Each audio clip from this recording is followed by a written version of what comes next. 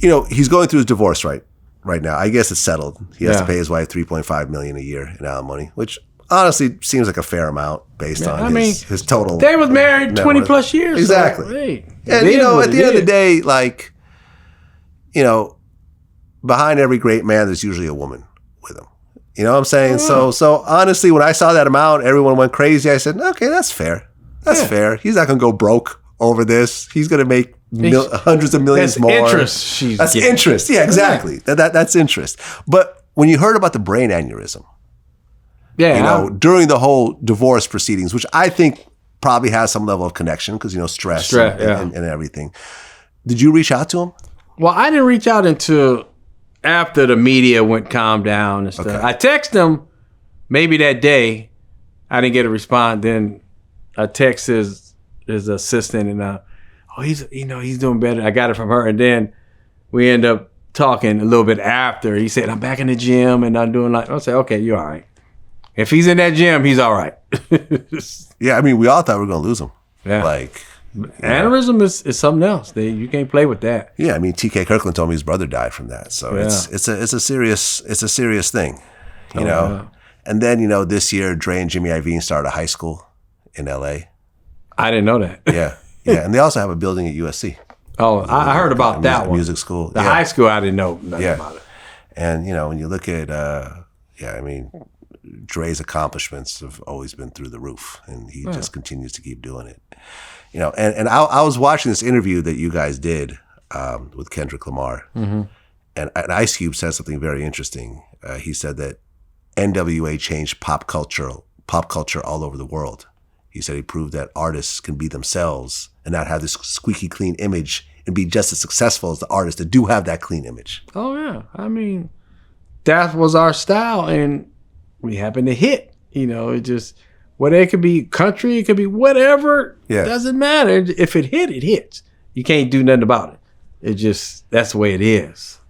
Yeah, I mean, in this world of what they call industry plants and so forth, where a label introduces an artist and he's in a Rolls Royce and he's got all the girls and it's all this whole manufactured image. You don't really know who this person is. Oh, yeah. You guys came out with Nothing. Raiders hats. The basics. Know what I mean? Like wearing all black, swearing, talking about a city no one had ever heard of outside of LA. Yeah. Because I definitely never heard of Compton. Yeah. And I lived in the same state. Yeah, wow. You know what I mean? And really just created a family tree and a blueprint for so many people to follow, man. It's just an amazing amount of accomplishment. I mean, it's just, and sometimes I look back, I'm like, wow, we did this. Wow, we did that. Hall of Fame, this. The records sold almost more than originally after the movie. I bet. It just all started again. I bet. Just all started, and I'm just like, and when we was doing the music, we wasn't thinking nothing like that. We just doing the music, doing what we like. Even from the Wrecking Crew days, it was no future we didn't think, it just, and we came from all that. Do you ever feel like you're the Ringo Starr of the group? Have you ever heard that before? No. Ringo was probably the quiet guy. Well, he was also the drummer. Yeah. Oh, okay. Yeah. He was also the drummer, and he was a very important part of the Beatles. Wow. But, just quiet, unheard. He was more the quiet, low-key guy in the group, which I think is kind of... And that's funny you say that. You not really comparing us to the Beatles, but they were so powerful. This is what I'm saying. And we were so powerful. It's four-person amazing. Group. Yeah. You know what I mean? There's really a lot of parallels. It was almost like the American version or the hip-hop version of the Beatles. Yeah. Which is what NWA is. When they hit. That's what I'm saying. People didn't understand, what is this? Yeah. Yeah. Well, like I said in the beginning, a lot of my questions were based on the new book. Yeah. Straight Outta Compton, My Untold Story, which, like I said, we'll have a link in all these videos. So you can check it out for yourself because what we talked about is only a small fraction of what covered in this. Something? It's 93,800 words. Yeah, it was like 330 pages, I think. Yeah. 329. 329. I was close. But, I'm impressed that you read it. I mean, you really read it and you because I can tell by the questions. It ain't just the standard, everybody got them. But a lot of stuff, like you said, was missing pieces.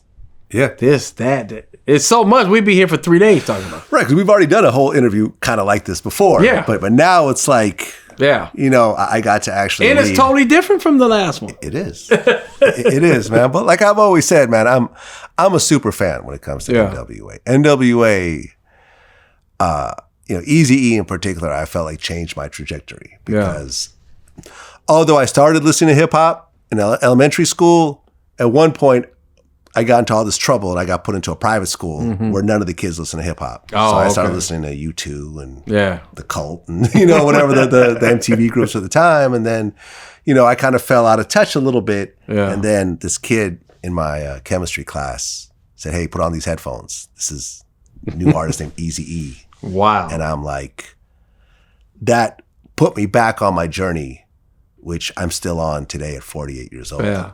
With Vlad TV, really devoting my life to hip hop. But it was that really kind of set it off for me because it was just so good. Everyone has their preferences and everyone could debate, but because it was so unique. It was so unique. His the production was so good. I remember, seeing an interview with Jimmy Iovine, and he said when he first heard Dre's stuff, he was like, "Who mixed this?" Yeah, and Dre was like, "Me." And it was like, this is the best mixed, piece of music I'd ever heard in my life. And this guy, Jimmy Iovine, was an engineer himself. So he knew what he was talking about. Yeah. And it's like just the skill level that you guys have. Well, the key was when we mixed our stuff, we EQ'd it as we recorded it. The kick drum, we add 2 or 3 kick drums, 2 or 3 snares, EQ it all up. Then when we finish the song, we EQ'd it all again, so you get the fatter sound. So that's why it can hang with the updated sound. It's not as loud as other people's music, or the dBs are louder or whatever it is, but it can stay right there. Right? That's what we do. We learn mixing on the fly. Yeah, and you guys excelled at it. You guys completely excelled at it. Timeless projects that will live on past all of our lifetimes. Oh yeah. A movie was made about these 4 poor kids from LA, which became a #1 movie. Yeah. Multi-platinum albums. And like I said, the family tree is just absolutely crazy. Yeah. It's absolutely crazy. And you're an integral part of that. So DJ Yella, man, it's always a pleasure when we sit down. Thank you. Until next time. Oh yeah. Peace.